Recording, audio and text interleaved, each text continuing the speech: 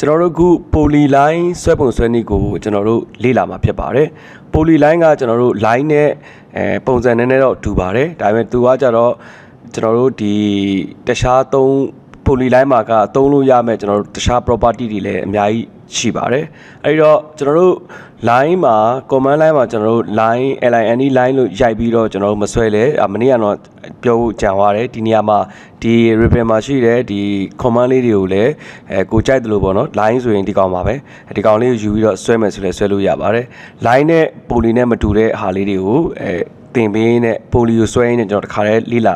မှာဖြစ်ပါတယ်အဲဒီတော့ကျွန်တော်တို့ line under နဲ့ဆွဲမယ်ဆိုရင်ပထမဆုံးကျွန်တော် line under နဲ့နည်းနည်းလေးဥပမာလေးတစ်ချက်ပြောပြပါမယ်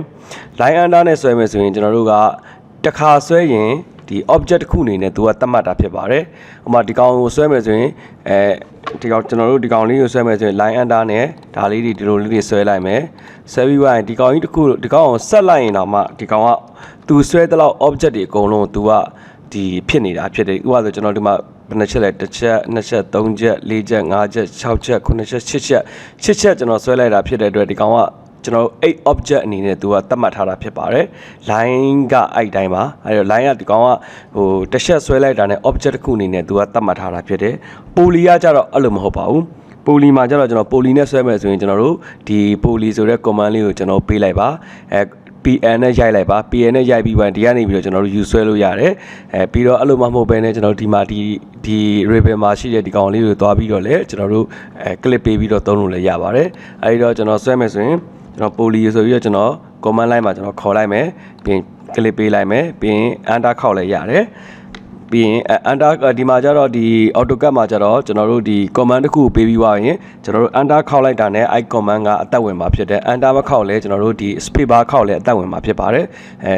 command တစ်ခုကိုရိုက်ပြီးသွားတာနဲ့ရေးပြီးသွားတာနဲ့ under သို့မဟုတ် space bar ကိုကြိုက်တာခောက်ပါကျွန်တော်တို့ AutoCAD သုံးတဲ့လူတော်တော်များများတော့ space bar ကိုပဲခက်မြန်ခောက်ပြီးတော့ဆွဲတာများပါတယ် okay အဲ့ဒါဆိုကျွန်တော်တို့ဒီမှာ poly လေးကိုကျွန်တော်ဆွဲပြပါမယ်ဒီကောင်ကိုလည်းကျွန်တော်ဒီတိုင်းပေါ့နော်အချက်ကြီးများများဆွဲပြီးတော့ဒီလိုမျိုးဆက်လိုက်မယ်okay ဒီကောင်လေးအကုန်လုံး object တစ်ခုအနေနဲ့ပဲသူကဖြစ်ပါတယ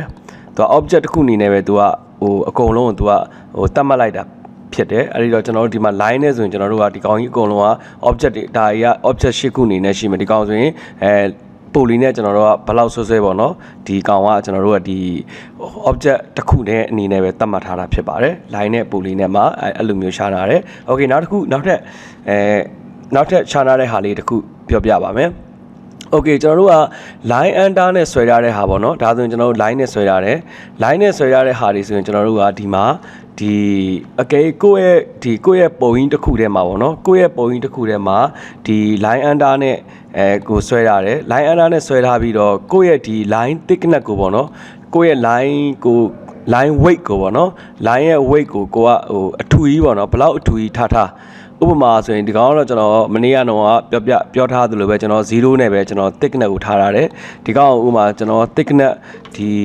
အထူဆုံးပေါ့နော် thickness အထူဆုံးထားလဲကျွန်တော်တို့ကဒီထဲမှာမြင်နေရရင်သူကဒီ line လေးတစ် line အနေနဲ့ပဲဟိုထင်းထင်းကြီးမမြင်နေရဘူးပေါ့နော် line လေးတစ်ခုတည်းအနေနဲ့မြင်ရတယ်ဒီကောင်ဆိုလဲ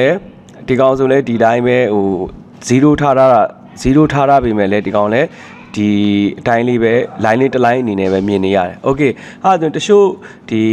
drawing တွေမှာပေါ့နော်တချို့ဒီ AutoCAD ကျွန်တော်တို့ plan ဆွဲတဲ့ပုံတွေမှာဥပမာကိုကဒီ channel 0ပဲဖြစ်ဖြစ်ဒီတစ်ခုခုကိုကနေ line AutoCAD ထဲမှာလဲဒီကောင်ဆိုရင်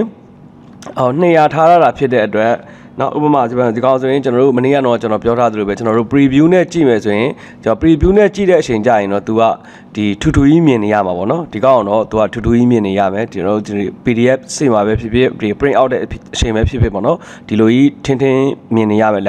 line weight ကိုထူတာဖြစ်တဲ့အတွက် okay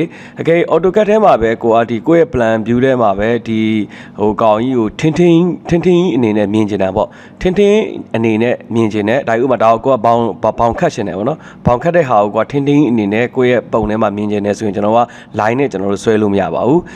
ကျွန်တော်က line thickness ကိုဘယ်လောက်အထူအောင်ရွေးဒီကောင်က AutoCAD ထဲမှာတော့ထင်းမြင်နေမှာမဟုတ်ပါဘူးအဲ့လိုအချိန်မျိုးမှာကျွန်တော်ကဒီ poly ကကြတော့ဟိုသုံးလို့ရတယ် poly ကဘယ်လိုသုံးလို့ရဥပမာ poly ကိုဆွဲမယ်ဆိုရင်ကျွန်တော်တို့ poly ကိုကျွန်တော်တို့ command ပေးလိုက်မယ် Okay ပိုလီယို command ပေးပြီးွားနဲ့ space bar ခောက်လိုက်မယ်ဖြစ်ဖြစ် enter ဖြစ်ဖြစ်ကြိုက်တာလုပ်လိုက်ပါ okay နှိပ်ပြီးွားနဲ့ကျွန်တော်တို့ကဒီမှာကိုစဆွဲမဲ့နေရာလေးကို click လေးထောက်လိုက်ပါ click ထောက်ပြီးွားနဲ့ကျွန်တော်တို့ကဒီ line ကိုကျွန်တော်ထင်းထင်းကျွန်တော်မြင်ကျင်တာပေါ့နော်ဒီလိုကိုကဆွဲကျင်တယ်ပေါ့ဆွဲကျင်တယ်ဆိုရင်ကျွန်တော်တို့ကအဲ့ဒီအချိန်မှာ W ကိုကျွန်တော်တို့ရိုက်လိုက်ပါ okay W ရိုက်ပြီးွားနဲ့သူကဒီမှာစပြီးတော့တတ်မှတ်ခိုင်းပါတယ်ဒီပထမဦးဆုံးစဆွဲမဲ့ဒီ point လေးပေါ့နော်ဒီ point လေးရဲ့အစဒီ line လေးရဲ့ line weight ပေါ့နော် line ရဲ့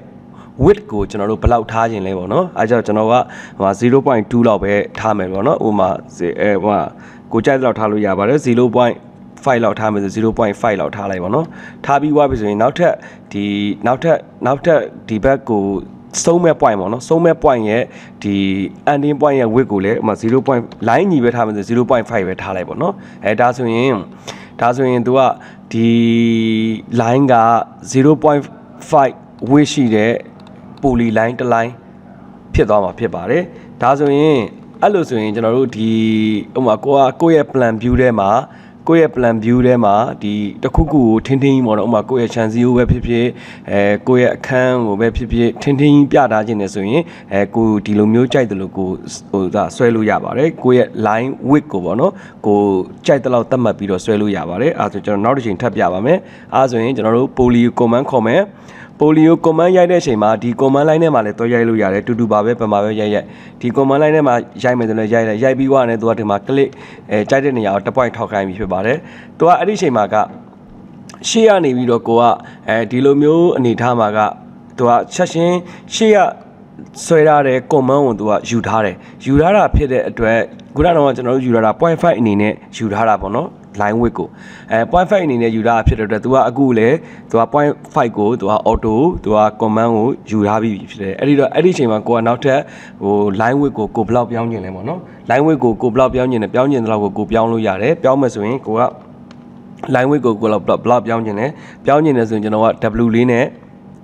line width ကိုကျွန်တော်တို့ဒီနှိပ်လိုက်ပါ W လေးကိုအရင်ရိုက်လိုက်ပါရိုက်ပြီးွားရင် under ခောက်လိုက်ပါခောက်ပြီးွားနဲ့ကို line width ကိုဘယ်လောက်ပြောင်းကျင်လဲဟိုမှာ 0.5 ကတစ်ထားကျင်တယ်ပေါ့နော်တစ်ထားကျင်ဆိုတစ်ပြီးရင် lineကျွန်တော်တို့စုံးမဲ့နေရာကိုလည်းတစ်ထားကျင်တယ်ဆိုတော့တစ်အဲ့ဒါ line 2 ကြီးဖြစ်သွားပါပြီအဲ့ဒါကိုဆွဲကျင်လောက်ကိုကျွန်တော်တို့ဒီမှာ poly line ကိုကြိုက်တယ်လို့ကျွန်တော်တို့ဆွဲလို့ရမှာဖြစ်ပါတယ်ဒါဆိုရင် poly line မှာကသူကဒီသူ့ရဲ့ထူးခြားချက်ပေါ့နော်သူ့ရဲ့ဒီ property တွေကကျွန်တော်တို့ဒီလိုမျိုးတွေသုံးလို့ရတာဖြစ်တယ် poly line ကအဲ့လိုမျိုးဖြစ်တဲ့အတွက်ကျွန်တော်တို့ဒီ preview မှာကြည့်လိုက်ရင်လည်းသူကထင်းထင်းပေါ်နေမှာဖြစ်ပါတယ်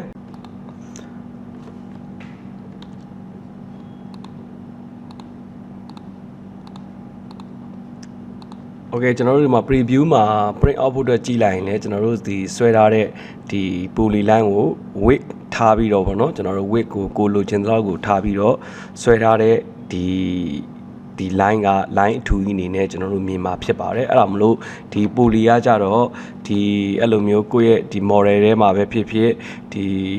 ကိုယ့်ရဲ့ဒီ layout ထဲမှာပဲဖြစ်ဖြစ်ကျွန်တော်တို့အနေနဲ့ဒီ line ထူကြီးအနေနဲ့ပြချင်တယ်ဆိုရင်ဒီ poly ကဒီလိုမျိုး line ကိုတခါတည်း width သတ်မှတ်ပြီးတော့ကိုကြိုက်တဲ့ width ကိုသတ်မှတ်ပြီးတော့ထည့်ဆွဲလို့ရပါတယ်အဲဆိုရင်ကျွန်တော်နောက်ထပ် poly ရဲ့နောက်ထပ်ဆွဲလို့ရမယ့်ဒီသူ့ရဲ့နောက်ထပ်ထူးခြားချက်ထပ်ပြပါမယ်အဲဆိုကျွန်တော်လောလောဆယ်ဒီကောက်ကိုကျွန်တော်0နဲ့ပြန်ထားလိုက်ပါမယ်โอเค0နဲ့ထားပြီးွားကျွန်တော်အခုစပြီးဆွဲတော့မှာပေါ့နော်โอเคစပြီးဆွဲတော့မဲ့အချိန်မှာဒီကောင်ကကျတော့ poly ကနောက်တစ်ခုဘာထပ်ပြီးတော့ရသေးလဲဆိုတော့သူ့ရဲ့ဒီ poly ကိုဆွဲနေနေသူကတခါတည်း curve အနေနဲ့ဒီအကွေးအလိုင်းတွေပေါ့နော်အကွေးအလိုင်းတွေကိုလေသူက object တစ်ခုအနေနဲ့သူကအကုန်လုံးဆွဲသွားလို့ရတယ်ကျွန်တော်တို့ဒီမှာကျွန်တော်တို့ဒီ AutoCAD မှာဆိုရင်အကွေးကိုဆွဲမယ်ဆိုရင်သူ့ရဲ့ဒီအကွေးကိုဆွဲလို့ရတယ်ဒီ x ဆိုတဲ့ဒီ command ကိုသုံးပြီးတော့လဲဆွဲလို့ရတယ်အဲ့လိုမသုံးချင်ဘူးဆိုကိုကဒီမှာဒီ poly ထဲမှာပဲကိုသူကတခါတည်းအကွေးဆွဲလို့ရတဲ့သူကဟိုသူ့မှာအဲ့လိုဆွဲလို့ရတဲ့ပါသေးတာပေါ့နော်အဲ့ဒါကြောင့်မလို့အဲ့လိုမျိုးဆွဲမယ်ဆိုရင်ကျွန်တော်တို့အနေနဲ့ဒီမှာ click ထောက်ပြီးသွားပြီဆိုရင်ကျွန်တော်နောက်ထပ်ဒီဟိုဒါ command line မှာနောက်ထပ်ဘာထပ်ရိုက်ပေးရမလဲ a ဆိုတဲ့ဟာလေး x ဆိုတဲ့ဟာလေးကျွန်တော်ရိုက်ပေးရမယ် arc app ပေါ့နော်အဲ့ကြောင့်ကျွန်တော်အတူကောက်ဒီ a တစ်လုံးပဲအရင်ရိုက်ပေးလိုက်ရင်ရပါတယ် a တစ်လုံးပဲရိုက်ပေးလိုက်မယ်ရိုက်ပေးလိုက်ပြီဆိုရင်သူကဒီမှာတခါတည်းသူက အကွေးဆွဲဖို့အတွက်ကိုသူကတခါတည်းဒီမှာချက်ချင်းသူကတတ်မှတ်ပေးလိုက်ပြီအဲကျတော့ကိုဆွဲခြင်းတလောက်အကွေးလေးကိုတခါတည်းကလေးလေးထောက်ပြီးတော့ဆွဲသွားလို့ရတယ်တခါတည်းပေါ့နော်သူကအဲ့လိုကျွန်တော်တို့ဒီကောင်လေးကိုအဲ့လိုမျိုးတွေဒီပူလီမှာဒီတခါတည်းဟိုat ဘာတခါတည်းဆွဲလို့ရတဲ့သူကဆွဲလို့ကိုပြီးသွားပြီဆိုရင် under ခောက်လိုက်ပါunder ဖြစ်ဖြစ် space bar ဖြစ်ခောက်လိုက်ပါခောက်လိုက်တဲ့ဆိုရင်သူကဟိုသာဒီဆွဲနေတဲ့ line ကရက်သွားမှာဖြစ်ပါတယ်ဒါဆိုရင်ပူလီကသူ့ရဲ့ဒီထူးခြားချက်တွေကသူဆွဲတဲ့ line တွေအကုန်လုံးကလည်း object တစ်ခုအနေနဲ့ဖြစ်တယ်ပြီးတော့ line width ကိုလည်းအထူကြီးအနေနဲ့ဆွဲလို့ရတယ်ပြီးတော့သူဆွဲမဲ့ပူလီမှာလည်းတခါတည်းဒီအခွေး line လေးတွေ act လေးတွေအနေနဲ့ဆွဲခြင်းတယ်ဆိုလဲသူကဆွဲလို့ရတယ်ဒါကတော့ကျွန်တော်တို့ဒီ command line လေးတွေကပြောမှဆိုရင်တော့ဟိုဒီ command တွေကဟိုကိုယ့်အကိုဆွဲတတ်ဖို့အတွက်ကိုဒီ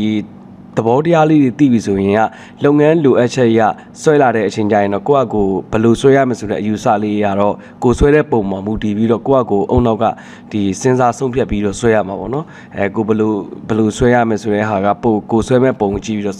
ဆုံးဖြတ်ပြီးတော့ဆွဲရမှာပေါ့လောလောဆယ်ဒီကောင်ကသူ့ရဲ့ဒီ command line ကိုကျွန်တော်တို့အခုကျွန်တော်ပြောပြပေးတာကဒီ line ဆိုရင် line command ကဘယ်လိုလေးတွေသုံးလို့ရမယ်နောက်တစ်ခါဒီ poly ဆိုရင် poly line ကဘယ်လိုလေးတွေသုံးလို့ရမယ်ဆိုတဲ့ဟာကိုပဲကျွန်တော်တို့ကအဓိကသဘောမျိုးပဲပြောပြနေတာပါကျန်တာကတော့ဆွဲမယ်ဆိုတော့ကိုလိုအပ်ရင်လိုအပ်တယ်လို့ကိုဘန့်ကိုစိတ်ကြိုက်ကိုဘန့်ကိုဒီအကောင်လေးတွေကို command ကိုလိုအပ်တယ်လို့အသုံးပြုပြီးတော့ဆွဲလို့ရပါတယ်ဒါဆိုရင်ဒီ poly ကကျွန်တော်ခုနပြောသလိုဒီ line ကော poly ကောကဘယ်လိုလေးတွေနဲ့ဆွဲလို့ရတယ်ဆိုတဲ့ဟာလေးကိုကျွန်တော်သဘောပေါက်လောက်ပြီလို့ထင်ပါတယ်